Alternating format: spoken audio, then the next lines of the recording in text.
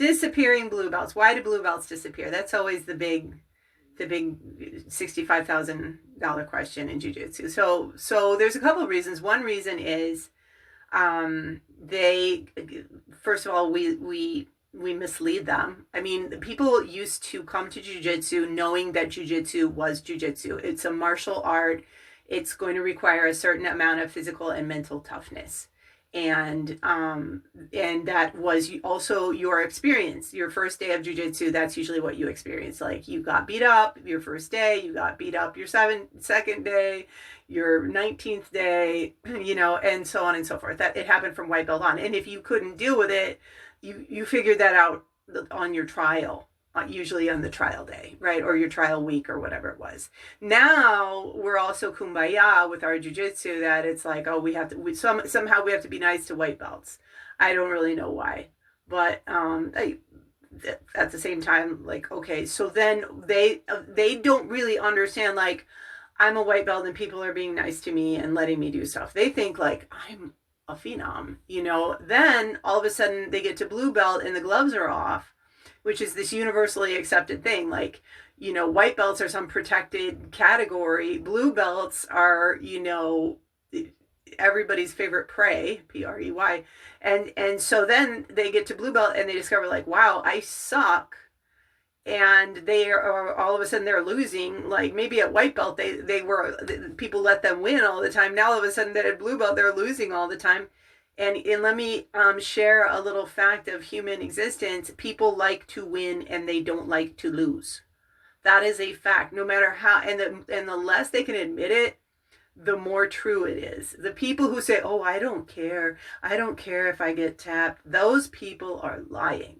And the fact that people can't stand to lose has created the situation where everybody's a victim, because victim status is a way that you win by losing, right? Oh, the reason I lost is the ref was mean, or, I have a disability, I have this, I have that. People usually who have real disabilities don't even want to talk about it. The guy who got 2 limbs shot off in a made up fake war, he doesn't want to talk about his disability. He just wants to achieve. The people who have anxiety, like all my students always have anxiety. They always would go to the student ability services because they have anxiety. And I was like, if you don't have anxiety, you're not paying attention. Like, we all have anxiety. That's not a disability. The point is, I'm digressing. We lead them on. We lead them to believe something that's not true, right? We lead them to believe they're going to win all the time. And then they get to blue belt and they realize, oh, you're going to lose a lot. And they don't like that and they leave.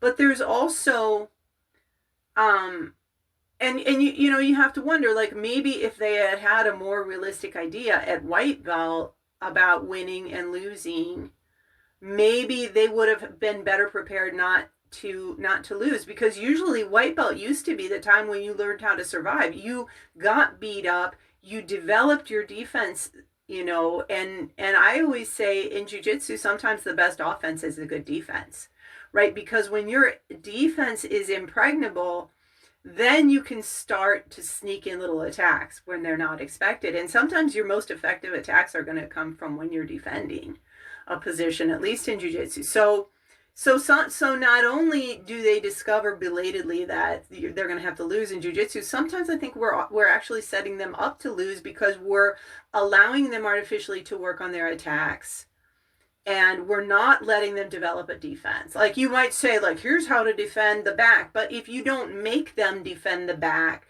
they are not going to learn that. And I speak as an educator. Like, I know about teaching, and I know how people learn and how people don't learn. So that's one thing. The other thing is, I think that disappearing blue belts sometimes are just smart. Like, they're like the people who decide they're going to climb Mount Everest. They get on a plane, they go to Nepal or Tibet or wherever it is, they leave the thing, they go to the base camp, they look at Mount Everest and they go, nope, I don't want to do this. I don't want to spend my time this way, my money this way. I don't want to risk my life this way. And then they go and have lunch, and make out with a guide or something like that. Like, so I think that there is a way in which blue belts just assess, have a more realistic view of what jujitsu is going to be, and they just consciously decide, no, that's not for me. So it doesn't make them dumb, it makes them smart.